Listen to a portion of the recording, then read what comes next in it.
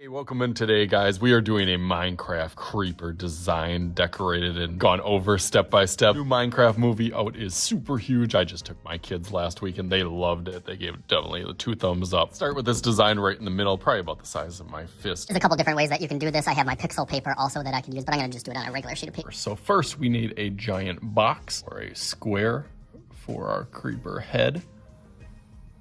So as best as you can do, doesn't have to be perfect. And inside of that, on one side, you can do a smaller. And with a little bit of space, you can do another square.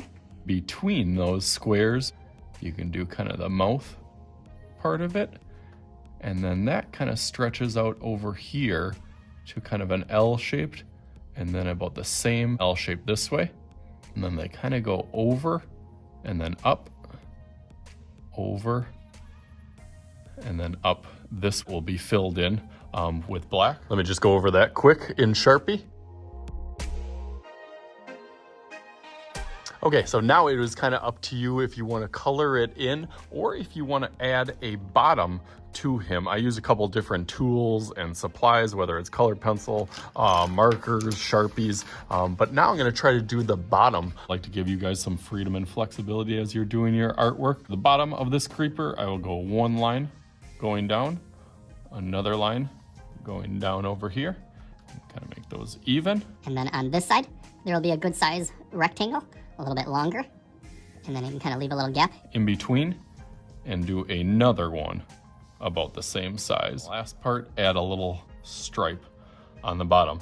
Okay, now I can go over that in Sharpie. Nice, that looks awesome, but now we gotta make a little magical powers, whatever that you do yours on. I got my son's little Minecraft shirt here to inspire us, so let's make a little magic happen, just like. All right, ready, set.